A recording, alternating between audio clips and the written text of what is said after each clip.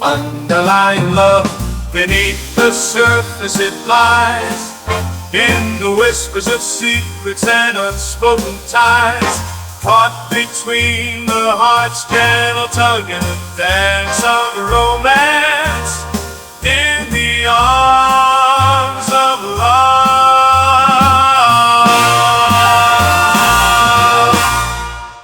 You are listening to Bradley Barkhurst's Underlying Love, a Worthington, Ohio mystery. Chapter 5, Part 1, Fog of Confusion. Elizabeth, dear, you must be in shock. Why don't you come stay with me tonight? Betty offered kindly. With the fog rolling in and too rattled to decline, Elizabeth allowed herself to be led next door. Inside, Betty's home was cozy and smelled faintly of lavender. Over steaming mugs of chamomile tea, the women tried to process the night's events. I just can't wrap my head around it. Poor Mr. Collins, Elizabeth murmured, staring into her tea. Betty patted her hand. I know it's all so senseless, but we'll get through this together. Both exhausted, Betty walked Elizabeth to the guest room. Looking around, Elizabeth noticed several framed photographs decorating the walls and side table. Most were pictures of Betty's late husband, Harold. There was one of him as a smiling young newlywed with his arm around a radiant, youthful Betty on their wedding day. Another showed him in his British Navy uniform, looking dashing yet somber. your husband must have had quite a life, said Elizabeth. Yes, Harold was from England. We met when I was a nurse stationed there during the Great War. He couldn't stop coming into the hospital to see me. He was a wonderful man. Even though he has been gone for 6 years now, I still miss him deeply. He's still here with me, though, in spirit, Smiled Betty. The more recent photos depicted Harold in his twilight years, posing proudly next to a fishing haul, laughing with Betty on the porch swing, dozing in his armchair. Each picture captured memories from a long, happy marriage, now ended. On the nightstand was a photo of Betty and Harold together on vacation, leaning into one another affectionately in front of a scenic mountain vista. Though Harold was gone, the room still held his comforting presence. Looking at the chronicle of photos, Elizabeth felt an acute sense of longing. Seeing Betty and Harold's enduring love strengthened her resolve to reconcile with Samuel before time ran out. Elizabeth wished Betty a good night and headed into the guest room. She pulled the covers up and got into the old bed. She drifted off to the steady tick of the grandfather clock in the hall. Monday morning came abruptly, with the raucous cuckoo bursting from the bedside clock. It was 6 a.m. as Elizabeth groggily sat up in the unfamiliar room. The horrible events of last night came flooding back. Elizabeth quietly let herself out of Betty's guest room. Looking down at the Collins house, she saw police still milling about. At home, she washed up and dressed for school in a somber gray dress. The walk to work felt different, subdued and uneasy. In class, the students were uncharacteristically quiet, Amy's empty desk glaringly obvious. Elizabeth overheard hushed exchanges between students. Do you think she's very sad? My ma said her pa died last night. What happened to him? Before Elizabeth could intervene, the Principal Gentry knocked and entered, his face grim. Children, I'm afraid we have some very upsetting news. He went on to gently inform them of Mr. Collins's sudden passing. The students listened wide-eyed, some beginning to weep. Elizabeth's heart broke for young Amy and all the innocent lives upended by this tragedy. Elizabeth walked home and called her mother. Mr. Collins murdered? Elizabeth's mother said. Oh dear, that is horrible. Have they made an arrest? Not that I know of. Elizabeth answered. Well, be careful, sweetheart. That isn't like Worthington. Okay, Mother. Elizabeth replied. By the way, Aunt Gracie's funeral will be this Saturday at Walnut Grove Cemetery. The service will be at St. Joseph Cathedral in downtown Columbus. I will mail you the details. Love you, sweetheart. Love you too, Mother. Sighed Elizabeth. Elizabeth then walked up the street to the Lady Alice Hair Salon, located at 693 and a half High Street, for her hair appointment with Jane. The salon was abuzz with chatter about the shocking murder as Elizabeth sat in Jane's styling chair. I heard that poor Mr. Collins was stabbed and stumbled inside the house and was dead before he hit the floor, said Clara, the manicurist, in a hushed voice. This is the biggest thing to happen in Worthington since the Spirit of Columbus airplane landed on High Street back in 28. Another woman said. Jane clicked her tongue as she massaged Elizabeth's scalp. They say his wife came home to find him lying in a pool of blood, killed with his kitchen knife. Can you imagine? I'd have swooned dead away. Do they know for certain it was that vagrant hobo Jeff? Asked Pearl, waving her pin curls under the dryer hood. That's what the police are saying, Jane replied, rinsing the shampoo from Elizabeth's hair. Elizabeth sat quietly as the women speculated, her mind churning. Hobo Jeff. She thought. He was across town during the time of the Collins murder. It doesn't seem to add up right.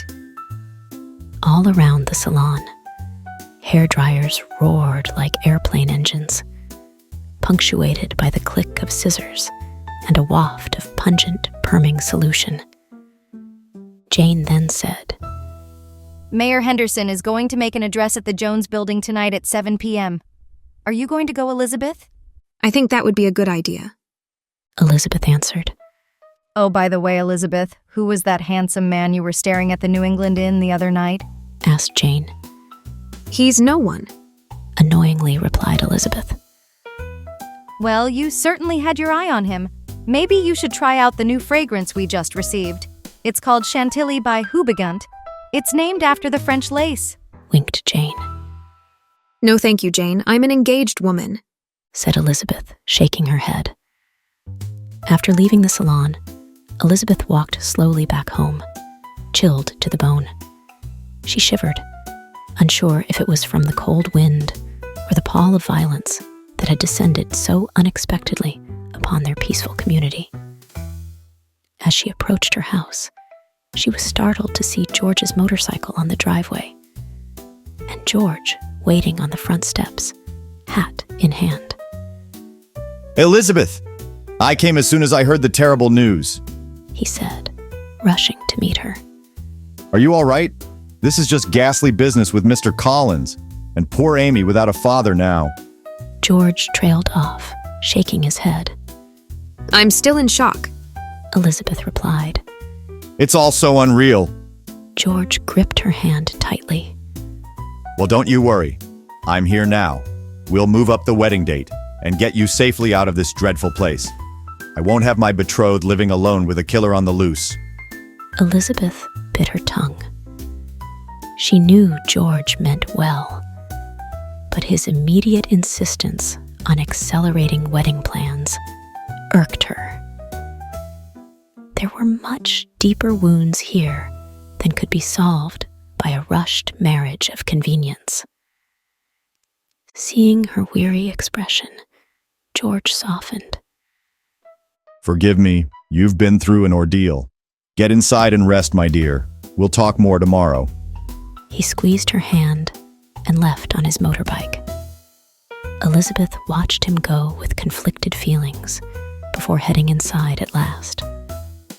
Exhausted, Elizabeth started preparing a simple dinner for herself before the mayor's address. As she was washing vegetables, a knock sounded at the front door. George again. She thought with an impatient huff, drying her hands to answer it. But when she opened the door, it was Samuel standing before her, face etched with concern. Samuel! Elizabeth gasped, suddenly lightheaded. Elizabeth, forgive me for just showing up like this. I came as soon as I heard about Mr. Collins, he said, words rushing out. I had to make sure you were all right. Elizabeth stood frozen for a moment, pulse racing. Then, before she could think, she stepped forward and embraced him, all the tumultuous emotions of the past few days spilling over. Samuel stiffened in surprise before wrapping his arms around her. Shh, it's okay, I'm here now. He murmured soothingly. When her tears had subsided, Elizabeth felt angered. She pushed him away. You didn't even bother to write or call after all those years, she yelled. Elizabeth, sweetheart, it was the Great Depression. I didn't know if I would ever be back. There was no use trying to hold on to something when I had no hope. I wanted you to go find a guy you liked, not waste your time waiting for me. That would have been unfair and selfish of me to try and make you hold on. Samuel embraced Elizabeth, overcome with emotion. I'm also sorry to hear about your father's passing. My uncle informed me, said Samuel. There have been a lot of changes, Samuel, since you were here. It's been 6 years, replied Elizabeth, almost in tears. You're also a teacher? Asked Samuel. Yes, I've been teaching for a few years now, replied Elizabeth, as her mind was racing with thoughts. And your mother? Asked Samuel. She went down to Cincinnati when my Aunt Gracie got sick. My aunt just passed away, said Elizabeth. I'm sorry to hear that too, Samuel replied as he stared deep into her eyes. After a few moments of silence, Elizabeth mentioned that she needed to get to the mayor's address soon. Samuel nodded, saying, Yes, you should go hear what the mayor says, but can we talk more after? Elizabeth nodded, dabbing her eyes. Just then, Betty appeared on the sidewalk. Oh, Elizabeth, I was just coming to walk with you. She stopped short, seeing Samuel. Well, I'll be, if it isn't Samuel Lewis back in Worthington, Betty exclaimed. Turning to Elizabeth with a knowing smile, she added, We can all walk to the Jones building together. The Jones building? Questioned Samuel.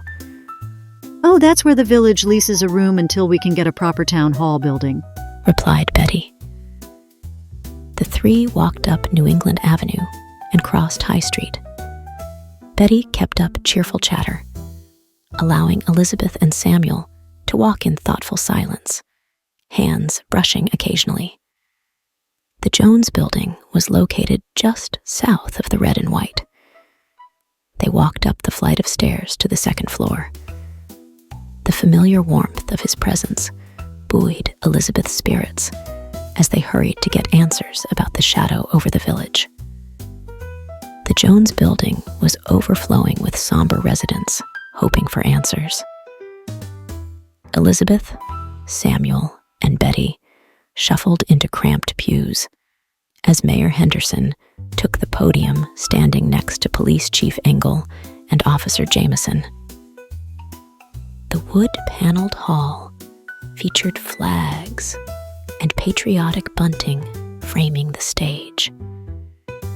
The paintings hung on the wall depicting Worthington's history glowed in the evening light. Despite the grandeur, an uneasy atmosphere permeated the space. Mayor Henderson held up his hands for quiet. His round face was uncharacteristically grave as he prepared to address the crowded room. My friends, this is a dark time for our fair village. He began heavily. As you all know, Worthington lost one of its own last night in a truly reprehensible act of violence against banker Mr. Frank Collins.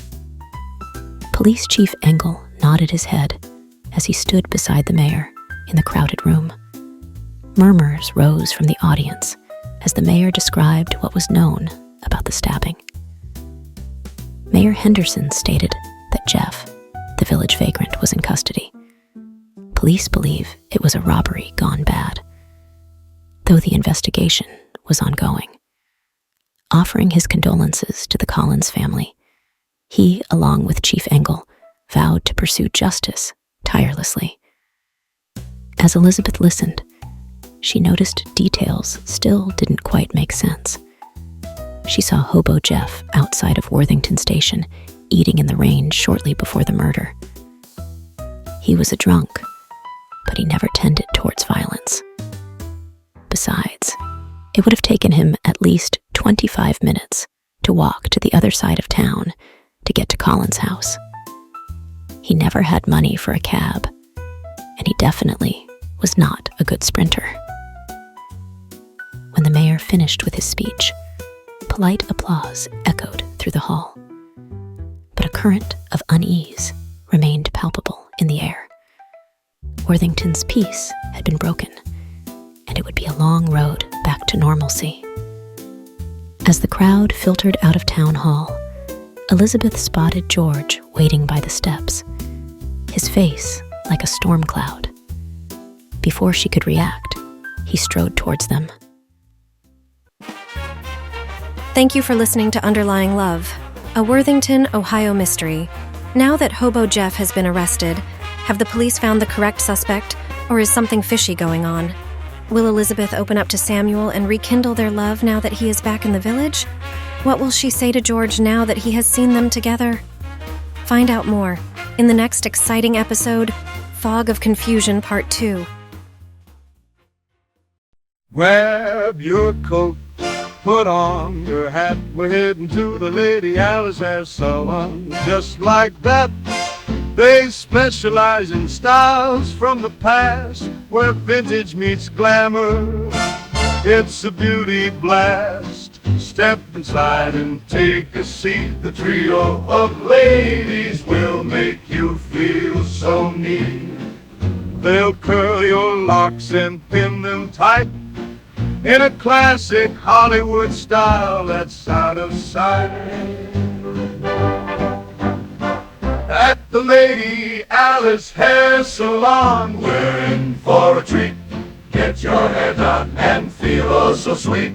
With the big band swinging and the jazz playing low, you leave the salon with a retro glow.